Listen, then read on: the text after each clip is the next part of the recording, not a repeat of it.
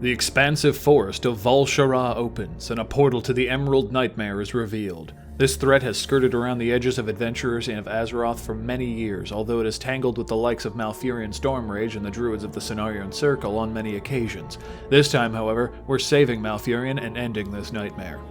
We face down 7 encounters in this raid, and each have a history. But first, a bit about what the Emerald Nightmare is for context. The Emerald Dream is a place made by the Titans and kept by Ysera and the Druids. It is essentially an exact copy of Azeroth, just without all the disasters and civilization. It's a pure, untainted copy.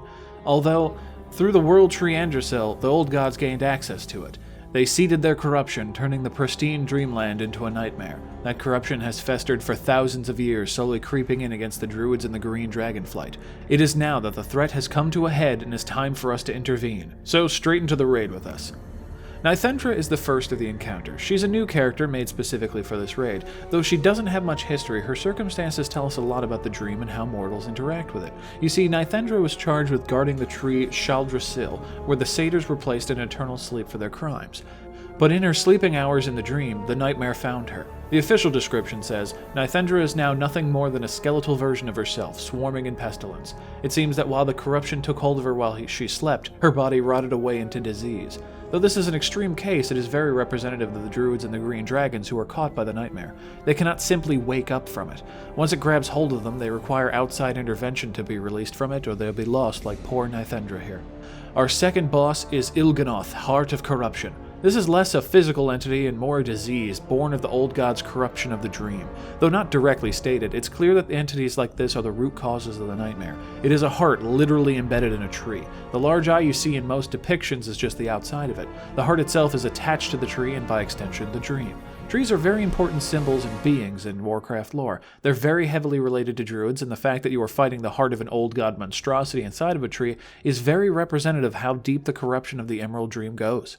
Next up to bat is Elereth Renferal, a reference not many players will get. She began her tenure in WoW as an NPC in Alterac Valley on the Alliance side. Her role was to collect storm crystals, which would then summon Ivus, the Forest Lord, who would march on the enemy forces.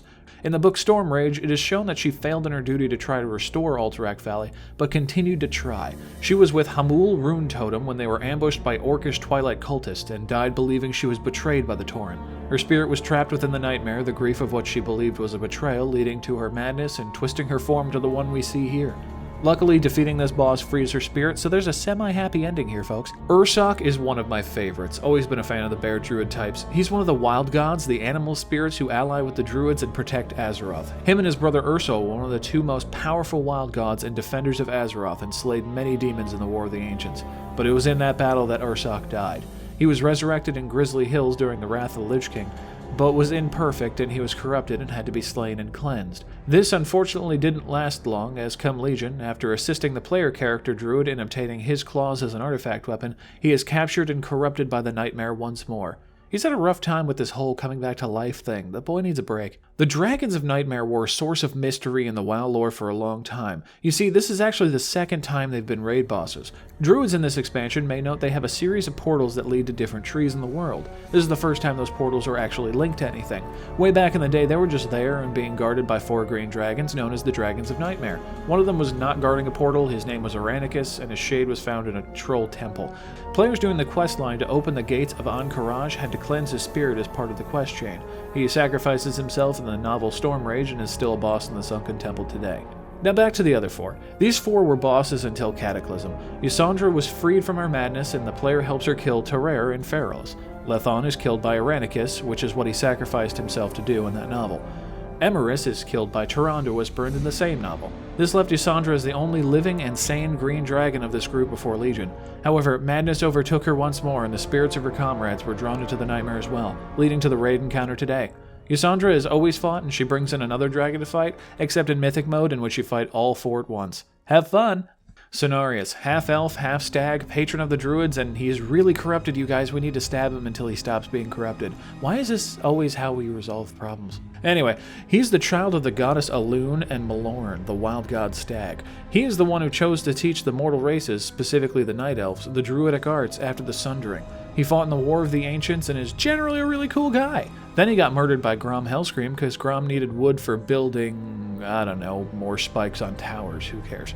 Luckily, his spirit hung out in the dream and helped Malfurion fight the Nightmare until Cataclysm, when he came back to fight more Old God shenanigans. He's been the leader of the Cenarian Circle ever since, except for the part recently where he got corrupted and dragged into the Nightmare and we have to fight him too.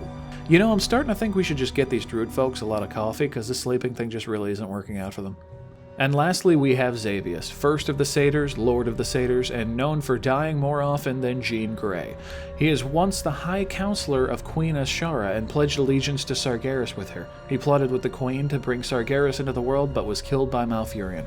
Sagaris didn't like this, though, but wanted to give him a second chance, so he was born again as the first Satyr, and immediately went about his task of making as many Satyrs as possible before going after Malfurion again. He was killed once more by Malfurion growing a tree in him and then sending the tree to the bottom of the ocean? Yeah, I'm not sure either. Certainly was an interesting way to get rid of an enemy. I would have used a rock because wood floats, but whatever, man. I'm not going to argue with Bird Stag Barefeet man over there. Anyway, Xavius survived by pledging allegiance to the Old Gods, who then gave him another task, to lead the forces of the Emerald Nightmare in their corruption of the dream.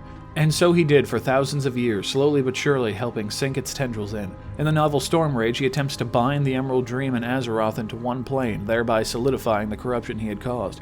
He is, now for a third time, killed by Malfurion. And now we come to Legion. Xavius is once again responsible for the corruption of a whole bunch of druids and druidic beings. He's also now no longer a tree. He captures Malfurion, and his shade is defeated in a dungeon, but as the final boss of this raid, he hopefully will receive a final death at the hands of someone other than Malfurion. So that's the bosses of Nightmare, folks. Now go grab somewhere between 10 and 30 of your friends and show them what you're made of, and try to end this corruption once and for all.